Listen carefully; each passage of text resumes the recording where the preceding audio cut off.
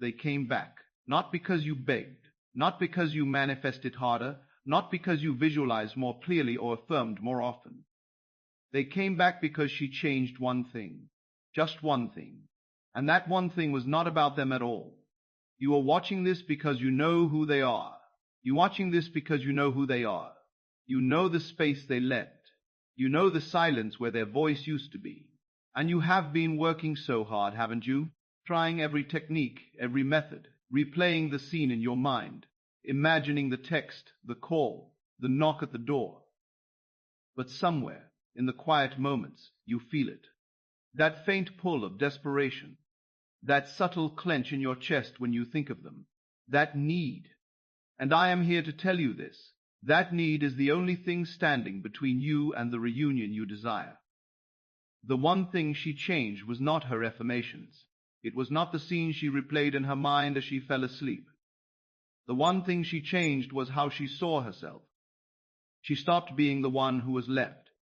She stopped being the one who needed them to come back so she could finally feel whole. She stopped waiting for the world to prove her worth. She claimed it. And in that claiming, in that quiet inner shift, the entire story changed.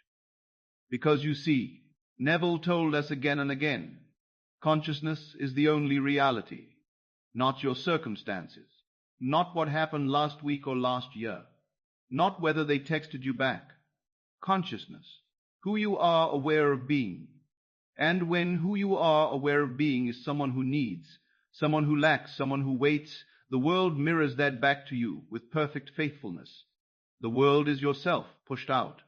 It has no choice but to reflect what you are conscious of being. So if you have been focused on them, on what they are doing, what they are thinking, whether they miss you, whether they are with someone else, you have been focusing on the wrong person. The only person who is ever the problem, and the only person who is ever the solution, is you. Not the you that brushes your teeth in the morning and drinks coffee and goes about your day. The you that you are aware of being. The inner you.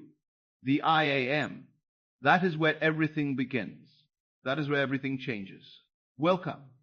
I'm so glad you are here. This episode is for anyone who has been aching for reunion.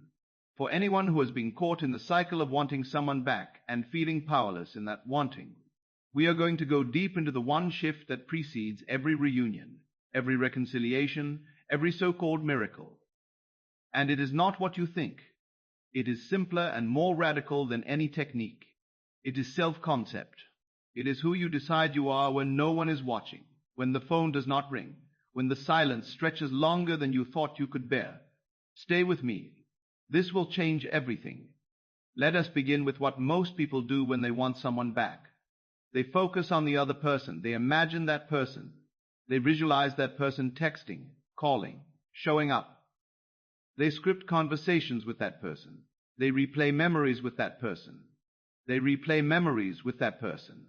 And they think they are applying Neville's teachings because they are imagining. But they are imagining from the wrong state.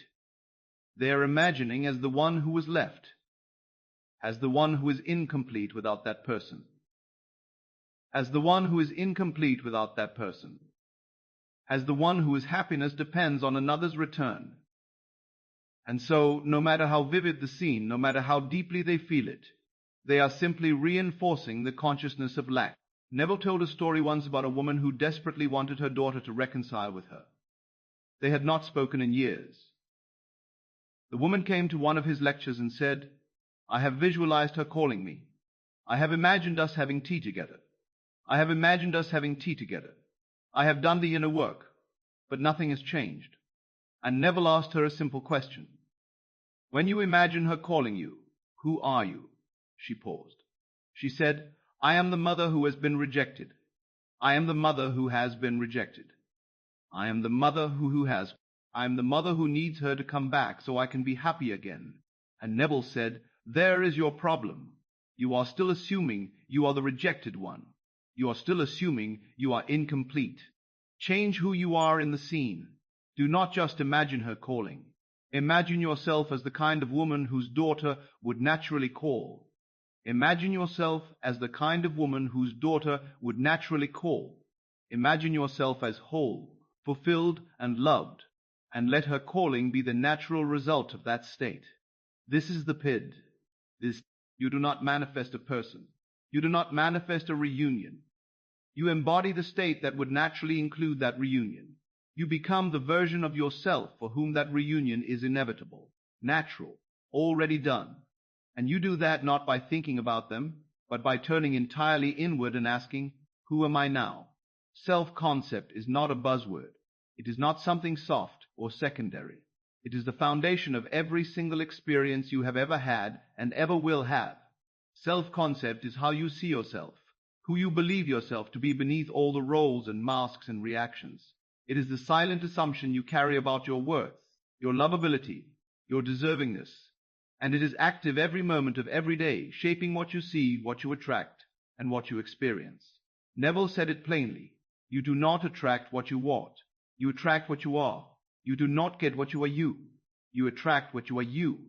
So if you are conscious of being someone who was abandoned, someone who is not enough, someone who must chase and convince and prove their value, then that is what you will continue to experience. No amount of visualization will override that. No technique will save you, because technique without state is empty. It is form without power. The power is always in the state, and the state is always self-concept. Let me tell you about a woman who wrote to Neville years ago. She had been left by the man she loved. He told her it was over. He moved on. She was devastated. She found Neville's work and began imagining him coming back. She did it every night. She saw him at her door. She heard his voice. She felt his arms around her. And nothing happened. Weeks went by. Months. She grew more desperate. She wrote to Neville in frustration. I am doing everything you said. Why is it not working? And Neville wrote back and said, you are not doing what I said. You are imagining the end, but you are imagining it as someone who does not have it. You are imagining it as someone who is trying to get it. Who are you as you imagine? Are you the woman who is wanted, adored, and chosen? Or are you the woman who is wanted, adored, and chosen? Or are you the woman who is left and is hoping he will change his mind? If you are the latter, you are only hardening the fact of his absence. She read that letter over and over, and something cracked open. She realized she had been so focused on him, on his return, on his feelings, that she had completely abandoned herself. She had made him the source of her worth. She had given him the power to decide whether she was lovable, and in doing so, she had been living as less than who she truly was. So she stopped. She stopped visualizing him at all. She stopped imagining the reunion. Instead, she turned inward. She asked herself, who would I be if I knew I was loved, if I knew I was enough, if I knew I was the kind of woman that men adore and pursue and do not let go of? And she began to live from that awareness, not as an affirmation, not as a technique, as a fact. She decided it was true, and she walked through her days as that woman. She did not pretend to feel confident. She did not fake happiness. She simply assumed a new identity. She pruned away every thought, every inner conversation, every reaction that contradicted that identity. When the thought came, he does not want me, she stopped it. She said, no, that is not who I am. I am the woman who is desired and cherished. When the thought came, I will be alone forever, she stopped it. She said, no, that is not my story. I am the woman who is loved. She did this again and again, gently, persistently, the way you would train a vine to grow in a certain direction. And within weeks he reached out. Within a month they were back together. And he said to her, I do not know what happened. I just could not stop thinking about you. I felt like I had made the biggest mistake of my life. What happened? Did she cast a spell? Did she manipulate his free will? No. She changed who she was, and because the world is yourself pushed out, because consciousness is the only reality, the world rearranged itself to match her new assumption. He did not come back because she visualized him. He came back because she stopped being the woman he left and became the woman he could not forget. Now let us go deeper. Let us talk about why focusing on them instead of yourself is the core mistake. It is not just ineffective. It is the very thing that keeps you locked in separation. When you focus on another person, on what they are doing, what they are feeling, whether they miss you, are giving your power away, you are making them the cause and yourself the effect. You are saying, I cannot be whole until they return. I cannot be happy until they choose me. I cannot be at peace until they see my worth. And in that statement, in that silent assumption, You are denying the fundamental truth of your own being. You are God, not a person hoping God will help you, not a soul waiting for grace. You are the operant power. You are the one in whom all things live and move and have their being. And when you forget that, when you look to another person as your source, you lose everything. Neville told us, do not look to the world to give you what only you can give yourself. The world is a mirror. It is a shadow. It has no power of its own. It simply reflects back to you what you are assuming to be true. So if you are assuming you are powerless, unworthy, unlovable, the world will show you evidence of that. It must. It has no choice. But if you assume you are powerful, whole, and loved, the world will reflect that with equal faithfulness. This is law. This is not philosophy. This is the mechanics of reality. So many people come to Neville's work hoping for a shortcut. They want the technique that will bring the person back. They want the magic words, the perfect scene, the secret method. And they miss the entire point. There is no technique that will override your self-concept. There is no scene you can imagine that will work if you are imagining it from lack. The technique is not the power. You are the power. The scene is not the cause. Your consciousness is the cause. And your consciousness is determined by one thing and one thing only, who you are aware of being. Neville said, you are not a man seeking God. You are not a person trying to manifest a desire. You are the desire itself, seeking to take form. Do you hear that? You are not a person trying to manifest a desire. You are the desire.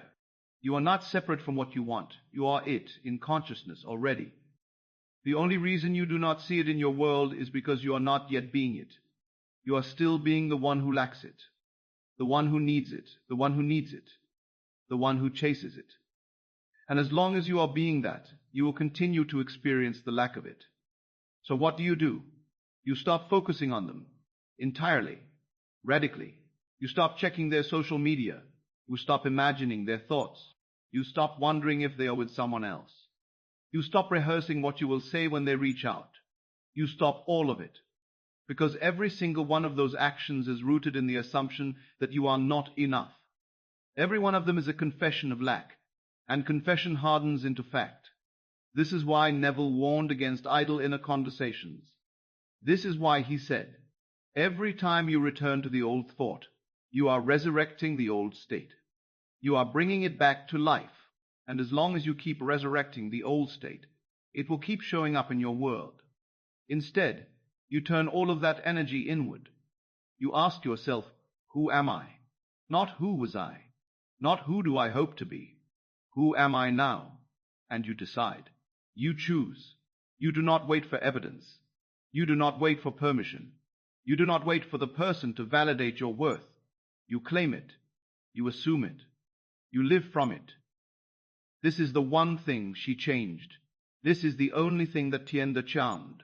Let me tell you another story. A man came to one of Neville's lectures, heartbroken. His wife had left him. He said, I know you teach that I can imagine her back. I have tried. I have done the scenes. I have felt the feeling. But she is still gone. She is with someone else.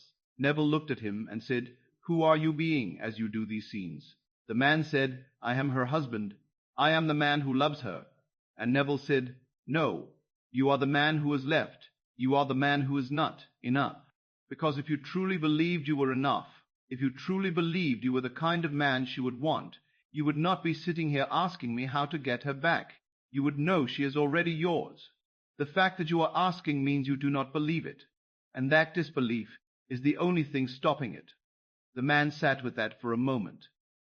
And then he said, so what do I do? And Neville said, stop trying to get her back. Stop imagining her at all. Instead, become the man she would never leave. Become the man who is so secure, so whole, so confident in his own worth that her absence does not diminish him. When you are that man, she will come back, or someone even better will appear. But either way, you will not need it. And that is the secret. You do not get it until you do not need it. Because needing it is the consciousness of lack. And lack produces lack. The man left that lecture confused, maybe even frustrated, but something in him heard the truth of it, so he stopped. He stopped imagining her. He stopped thinking about her. He stopped waiting for her. And he started asking himself, who would I be if I knew I was desirable, if I knew I was enough, if I knew any woman would be lucky to be with me? And he started living from that assumption. He started treating himself with respect. He started doing the things that made him feel strong and capable and whole. He stopped apologizing for existing. He stopped shrinking himself. And within 2 months, she called. She said she had made a mistake. She said she could not stop thinking about him. She asked if they could try again. And he realized something profound. He no longer needed her to. He wanted her, yes, but he did not need her to feel complete. And that freedom, that inner wholeness, is what drew her back. This is the pattern. This is the truth that runs through every single testimony, every single so-called miracle. The shift happens within. The reunion follows. The outer world always conforms to the inner, always, without exception. And the inner world is not your thoughts. It is not your feelings. It is your self-concept. It is who you are aware of being beneath the thoughts, beneath the feelings, beneath the circumstances. That is the one thing. Now let us move into the practical, because you did not come here just to hear stories. You came here to know what to do. You came here to change. So let us talk about how you shift your self-concept right now, today, in the midst of this situation that feels so real and so heavy. First, you must see the situation for what it is. It is not reality. It is a reflection of a past state. The person is not gone because they do not love you.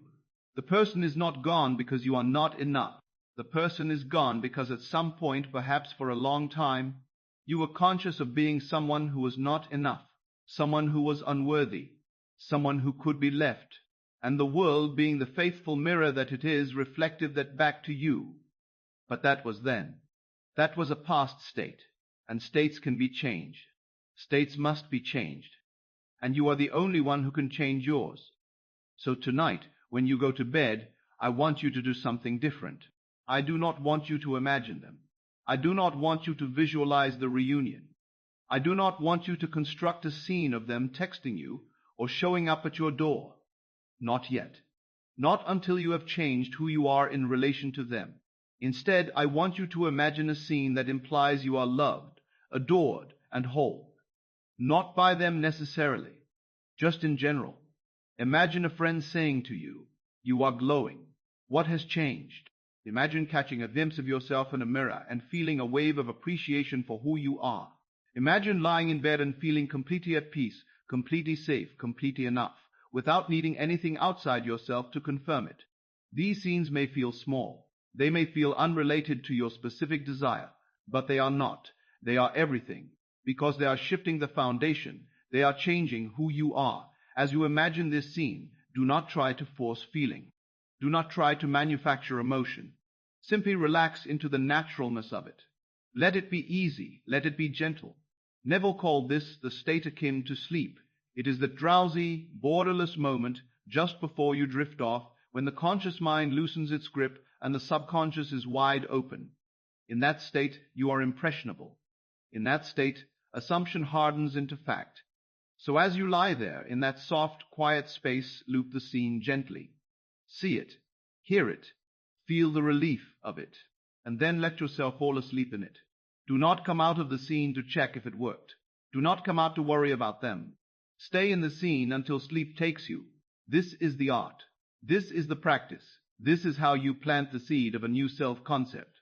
And then, during the day, you must guard your inner conversations. This is not optional. This is not extra credit. This is the work. Every time you catch your thinking, "They do not want me," stop. Do not argue with the thought. Do not analyze it. Simply stop it and replace it with the truth. The truth is not what appears to be happening. The truth is what you are now assuming. So you say, "No, I am the one who is wanted. I am the one who is lauded. I am the one who is loved. I am the one who is chosen." You do not wait to feel it. You assert it. You claim it. You live from it. And you do this every single time the old thought tries to return. You are training your mind. You are redirecting the current of your consciousness. And at first it will feel mechanical. It will feel like you are lying. That is fine. Keep going. Assumption, though false, if persisted in, will harden into fact. Neville said that. He proved it. You will prove it too. You must also begin to treat yourself the way you want to be treated by them. If you want them to pursue you, stop chasing them. If you want them to adore you, start adoring yourself. If you want them to adore you, start begging for their attention. This is not game, playing. This is not strategy. This is alignment. You cannot be treated as valuable if you do not first assume you're valuable. The world does not decide your worth. You do. And once you decide it, once you live from it, the world has no choice but to agree. I know some of you are thinking, but what if I do all this and they still do not come back? What if I change my self-concept and it does not work? And I will tell you what Neville would tell you. If you truly change your self-concept, if you truly become the person who is loved and desired and whole, one of two things will happen. Either they will come back, drawn to the new you like iron to a magnet, or someone better will appear. Or, and this is the real miracle, you will realize you no longer need them to come back because you are already complete. You will realize that the whole journey was never about them. It was about you remembering who you are. It was about you reclaiming your power. It was about you stepping into the truth of your own being. And in that truth, everything you have ever wanted is already yours. This is not about manipulating someone into loving you. This is not about controlling their free will. This is about becoming so aligned with love, so rooted in your own worth, that love has no choice but to find you. And it will. Because consciousness is the only reality. And once you are conscious of being loved, the world must reflect it. This is law. Let me take you deeper now. Let me show you why this matters, beyond the single desire, beyond the person you want back, beyond the relationship. Because if you think this teaching is just about getting someone to text you, you have missed the entire point. This teaching is about who you are. This teaching is about the nature of reality. This teaching is about the fact that you are not a separate, limited, powerless person hoping for scraps of love from a cold, indifferent world. You are the world. You are the creative power. You are God in human form, asleep to your own majesty, dreaming a dream of separation and lack. And the whole purpose of this journey, a dream of separation. Do you know what that means? Neville said, "You are not a man seeking God. You are God seeking expression." Do you know what that means? It means you are not trying to get anything. You already are everything. The feeling of lack, the feeling of separation, the feeling of longing, it is all part of the dream. It is all part of the dream. It is all part of the illusion. And the moment you realize that, the moment you stop looking outside yourself for completion, for validation, for love, the entire structure of your reality shifts. You stop being the beggar. You become the king. You become the carrier. And from that place, from that awareness, you do not need to chase anyone. You do not need to convince anyone. You simply assume the state, and the world reflects it. This is what she changed. This one thing. She stopped being the one who needed. She started being the one who needed. She started being the one who is. And in that shift, in that simple, quiet inner shift, everything changed. The person came back to herself. She remembered who she was. And that is the real reunion. That is the real return. Not the person at the door, but you returning to yourself. You reclaiming your power. You stepping back into the truth of your own infinite worth. Neville used to quote the scripture, "I am that I am." He said, that is the name of God. That is your name, not your given name, not your personality, but the awareness of being, the I am. And the moment you add anything to that, the moment you say, I am lacking, I am unworthy, I am alone, you are defining yourself into limitation. You are creating a false identity. You are putting on a costume and forgetting it is a costume, but it is never true. You are always the I am. You are always whole. You are always enough. You have just been assuming you are not, and that assumption has been creating your experience. So what happens when you drop the assumption? What happens when you return to the pure I am, without the labels, without the lack, without the story? Everything changes. The whole world changes. Because the world is yourself pushed out. And when yourself changes, when the pushed out changes, when consciousness shifts, the world must shift with it. I want you to feel the freedom of that. I want you to sit with the enormousness of that. You are not at the mercy of anyone. You are not waiting for someone to choose you. You are the one who chooses. You are the one who decides. You are the one who defines what is true. And when you decide that you are loved, when you assume it, when you live from it, The entire world rearranges itself to prove you right. This is not magic. This is not wishful thinking. This is the mechanics of consciousness. This is how reality works. You do not see things as they are. And when you change what you are, you change what you see. Neville proved this thousands of times. And now you are going to prove it too. So let us bring this home. Let us come back to the title, to the reason you clicked on this video. They came back because she changed this one thing. That one thing was not her visualization technique. It was not her affirmations. It was not the scene she imagined. It was her self-concept. It was who she decided to be when no one was watching, when the world was telling her she was not enough, when everything seemed hopeless. She decided to be the one who is loved. She decided to be the one who is whole. She decided to be the one who is whole. She decided to be the one who is chosen. And the world, being the faithful servant that it is, reflected that decision back to her in the form of the reunion she desired. And now you know. Now you know what to do. You stop focusing on them. You stop rehearsing the problem.